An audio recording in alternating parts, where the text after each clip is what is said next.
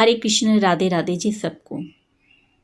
नाम जापक के लिए कौन सी बड़ी बाधा है जो नाम जप को रोकती है?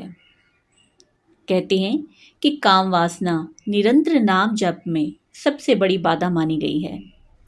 नाम जप में निरंतरता बनाए रखने में हमारे चित्त को सबसे अधिक बाधा पहुंचा सकता है काम। काम से प्रेरित होकर जब हमारी दृष्टि कामिनी की ओर जाती है तो उसमें भोग वासनाओं की वृत्ति जुड़ जाती है। यदि जीवन में एक बार कामनी का संग हो गया तो उसकी तृष्णा तुम्हें जीवन भर परेशान कर सकती है।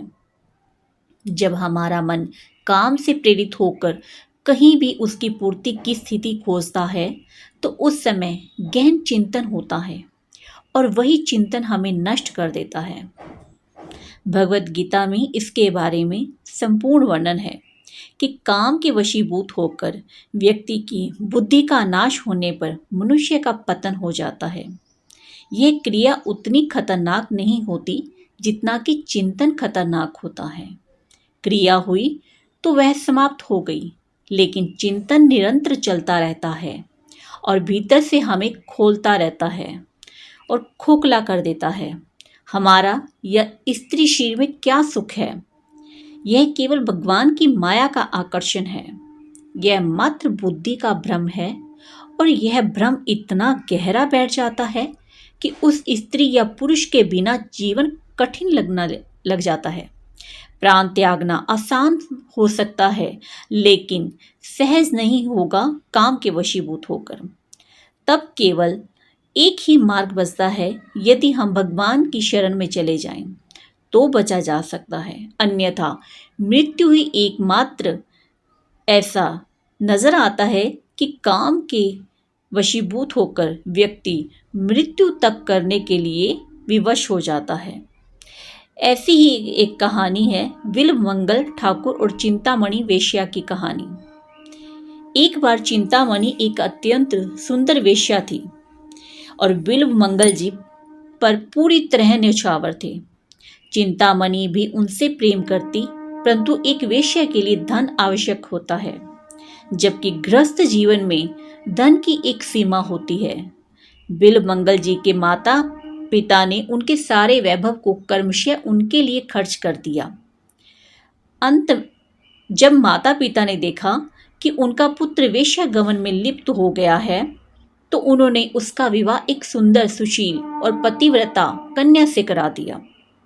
परंतु चित्त जहाँ रम जाता है वहां से हटाना कठिन हो जाता है। मन यदि किसी मोह में पड़ जाए तो अन्य किसी वस्तु की ओर आकर्षित नहीं होता। जिस प्रकार विष का कीड़ा केवल विष ही खाता है, जिस प्रकार विष का कीड़ा केवल विष ही खाता है, उसी प्रकार बिल्वमंगल जी ने कभी अपनी पत्नी की ओर दृष्टि तक नहीं डाली। फिर जब धन की आवश्यकता हुई तो वे अपने घर उस समय पहली बार उन्होंने अपनी पत्नी को देखा और बोले, यदि तुम मुझे जीवित रखना चाहती हो तो यदि तुम्हारे पास कुछ स्वर्ण हो या धन हो तो मुझे दे दो। उनकी पत्नी, जो आज तक मौन थी, ने उत्तर दिया, हे प्राणेश्वर, यह जीवन आपका ही है। वह पतिव्रता नारी जो अब तक उनसे संवाद तक नहीं कर पाई थी, अपने समस्त आभूषणों और सौभाग्य के चिन्ह उतारकर उन्हें समर्पित कर दिया।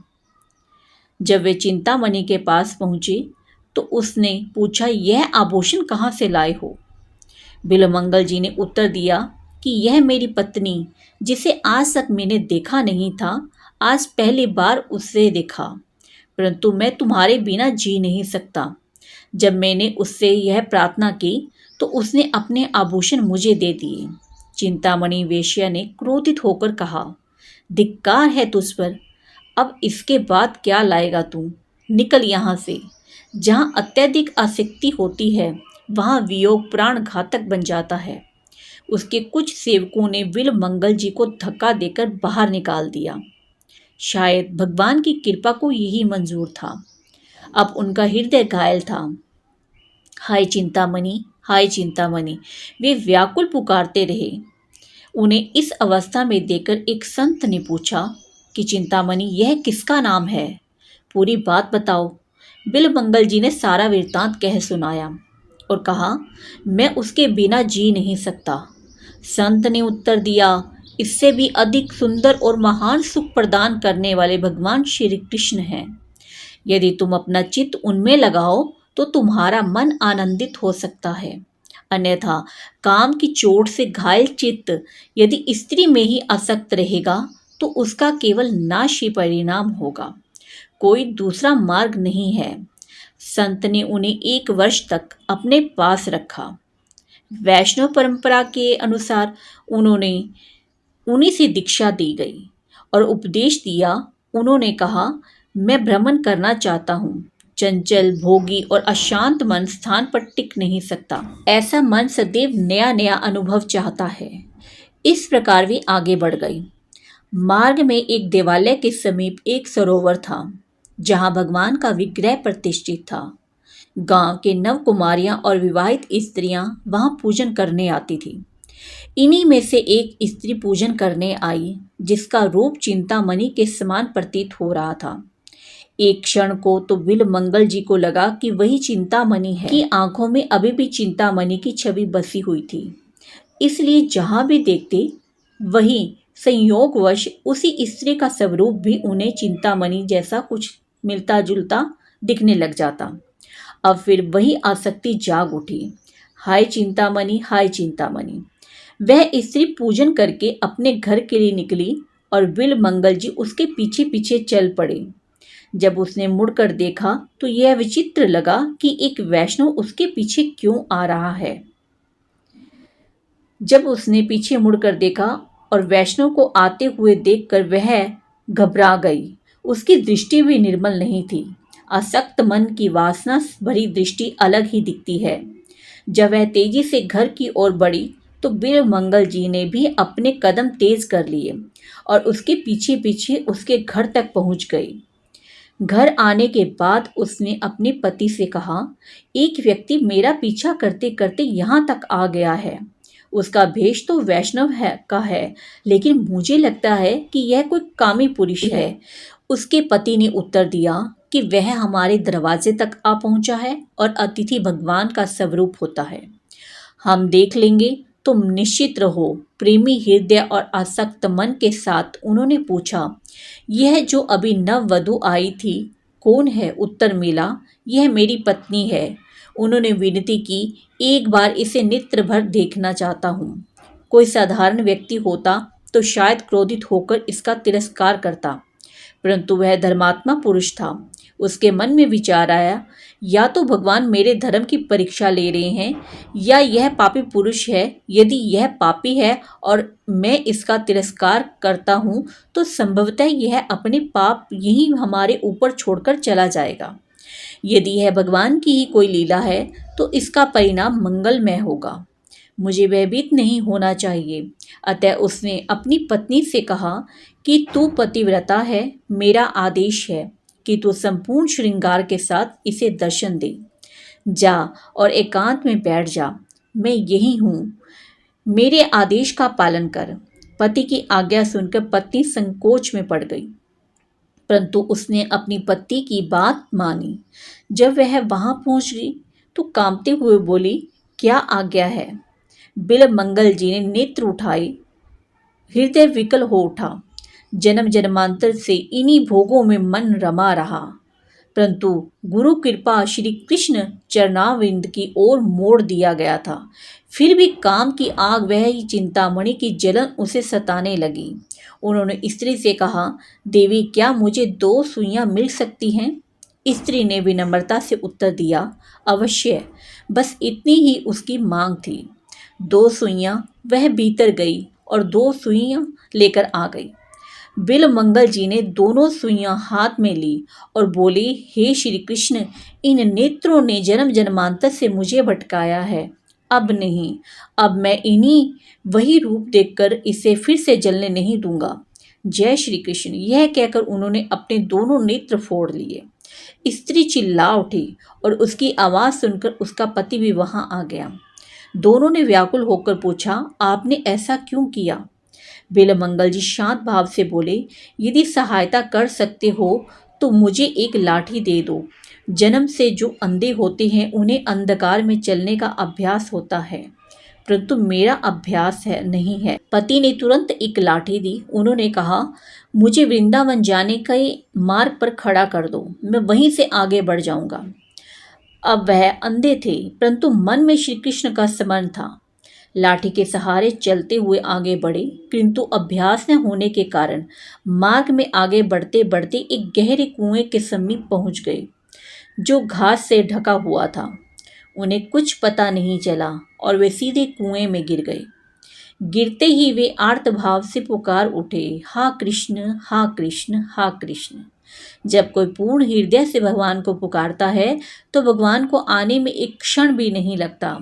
उसी क्षण भगवान श्री कृष्ण प्रकट हुए और बोले, बाबा लाठी ऊपर करो। उन्होंने लाठी ऊपर उठाई और एक पल में से कुएं से बाहर आ गई। वीर मंगल जी ने सोचा, इतना गहरा कुआं, इतनी छोटी लाठी और मुझे एक क्षण से बाहर निकाल दिया।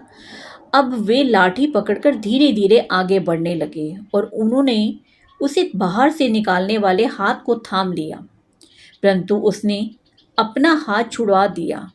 तब वे बोले, मैं जान गया हूँ, मैं जान गया कि तुम कौन हो। संसार में मुझे इतना प्रेम करने वाला कोई नहीं हो सकता। हे श्री कृष्ण, यह आप ही हैं। भगवान स्वयं विल मंगल जी को वृंदावन ले आए। वहां पहुंचकर वे श्री कृष्ण के प्रेम में उन्मत्त हो गए और विल मंगलाचार्य के रूप में विख्यात हुए। उन्होंने भाव विभोर होकर मधुर श्लोकों में भगवान की महिमा का गान किया, जिनमें श्री कृष्ण के दिव्य प्रेम का रस प्रवाहित हुआ। परंतु सबसे पहले उन्होंने वंदना की चिंतामणि की। उन्होंने कहा, हे गुरु स्वरूपा चिंतामणि, यदि तुमने मेरा तिरस्कार न किया होता तो मैं आज श्री कृष्ण प्रेम की ओर इस परम अवस्था को प्राप्त न कर पाता। विषय भोग और आसक्ति दो अलग चीजें हैं। किसी विषय भोग को करना एक अलग बात है और किसी के प्रति आसक्ति जाना, प्रेम या अपनापन महसूस करना बिल्कुल अलग बात है। कभी भी पुरुष केवल नित्य नए भोगों की लालसा रखता है, जबकि आसक्त पुरुष यदि किसी एक पर आसक्त हो जाए तो चाहे त्रिभुवन की समस्त सुंदरियां आ जाएं, वह उनकी ओर दृष्टि तक नहीं उठाएगा।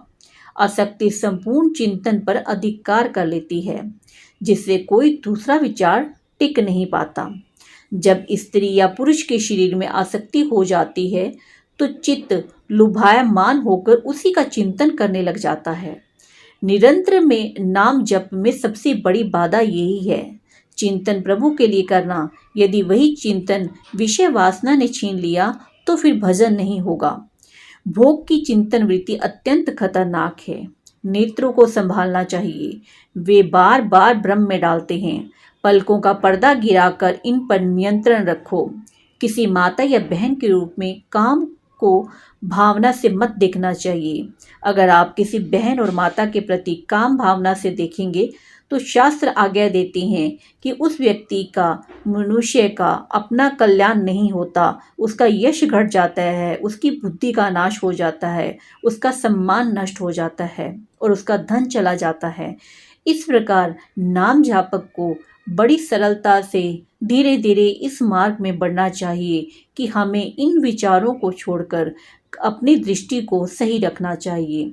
जो काम वासना नाम जप में सबसे बड़ी बाधा है, उसे दूर अवश्य करें। इसी प्रकार आप नाम जप में आगे बढ़ते जाएं। इसी के साथ यह छोटा सा प्रसंग समाप्त होता है। हरि बोल, हरि बोल, हरि बोल। राधे राधे जी सबको।